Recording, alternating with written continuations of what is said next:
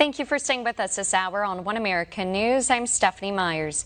As we inch closer to the 2024 elections, officials at America's most powerful unions are seeking to shore up their influence and expand their powers over workers.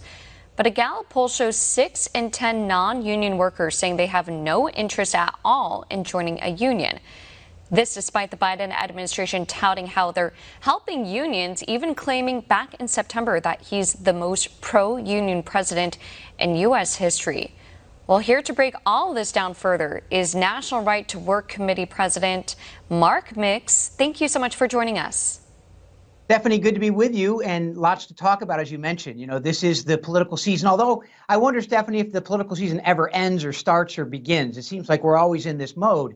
But right now, obviously, union officials have a lot at stake when it comes to the president of the United States, because Joe Biden, as you indicated, had said that he's the most pro-union president in American history. But really, let's take that apart. He's not necessarily for rank and file workers and union members, but he sure has been a good friend of union officials and the top leaders of organized labor. And that really matters to him, because really that's where the money is when it comes to politics.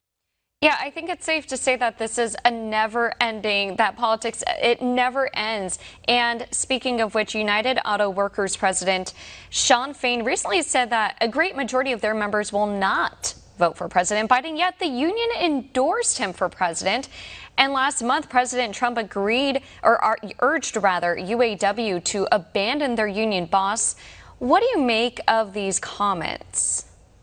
Yeah, well, I think Shawn Fain said the truth out loud. He probably wasn't supposed to say that, but in a rare moment of candor, he admitted, and Stephanie, to your point, so let's go back and recap. 14 members of the UAW Executive Committee decided they wanted to endorse Joe Biden for president because, as I mentioned before, union officials really like him, rank and file members not so much. So Shawn Fain goes on the air and says, look, let me be clear, the great majority of our members are not going to vote for Joe Biden. They're going to vote their paycheck. Well, he must have read the NBC poll coming out in January that talked about the fact that by 22% margin, the American people support Donald Trump to manage the economy and their paychecks over Joe Biden. So Shawn Fain was saying what really was the truth, and that was a great majority of members are unlikely to vote for Joe Biden. Not only that, but because of his EV policy that they're now walking back, because they know that if they convert to electric vehicles, about 40% of the UAW automaker worker union members are going to be out of work by 2030. You know what, and I'm so glad you brought that up, because that is a huge topic right now, is regarding the electric vehicles and how the Biden administration is pushing for more EVs. But then yet you have to wonder, not only how is this going to affect the consumer, but how this is going to affect workers. Meantime, just days ago, Teamsters Political Action Committee broke decades of precedent when the union leadership voted to approve a $45,000 donation to the Republican National Committee's convention fund. But Teamsters President Shawn O'Brien claimed that after the union's meeting with President Trump, that eliminating right to work is a union's top political issue. What does that mean for an organization like yours?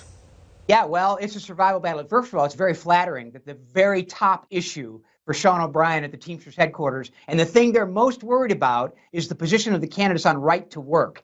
And that is just another demonstration of how they've lost touch with the rank and file members they claim to represent, because all that right to work does in the 26 states that have it on the books right now is it gives the worker a choice of whether or not to financially support a labor union. They can't lose their job if they say, you know what, I don't like what you're doing politically. I don't like what you're doing ideologically. In fact, I don't like what you're doing here in the workplace because your negotiations have harmed me in some way. So I'm not going to continue to support you financially. Unfortunately, federal law says that workers can be compelled to pay dues or fees in order to keep a job in America. And that, according to Shawn O'Brien, is the most important issue for his union and for the working people of America, is to eliminate the right for employees who he claims to represent to basically have a choice of whether or not they want to financially support him. Obviously, it's a union security issue. It's a union preservation issue, but it has nothing to do with employee rights or increasing, bettering the livelihoods of those workers they claim to represent. So it's outrageous that we're the number one issue. As much as it's flattering, it's outrageous that forced unionism is the top issue for Shawn O'Brien. And we've seen, especially over the past year, a lot of strikes, from the actors' strike, the writers' strike, the UAW strike. There's strikes everywhere, it seems like, and Michigan is holding its primaries today. But as we know, Michigan is a hub for auto plants.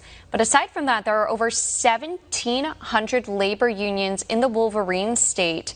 How do you foresee this impacting voters' decisions when heading to the polls, especially as the union rate membership continues to drop? Yeah.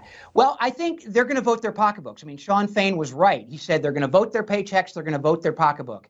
And I think no matter what Joe Biden and his Bidenomics whiteboard says, where he checks the boxes about everyone's better off, I don't think most Americans believe that. And frankly, I think they're going to vote with their pocketbooks. They're going to vote with their paychecks. And if they do that, then I think the Biden policies outside of huge government incentives, quote, your taxpayer dollars being used for, chip manufacturing or electric battery manufacturing, things that really will have a dining room table impact, as Joe Biden likes to say, at the dining room table, it'll have a dining room table impact on their livelihoods. I think we'll see that they'll stand up and their voices will be heard. And Michigan's one of those states that's going to be a battleground state. Of course, Trump won it in 2016.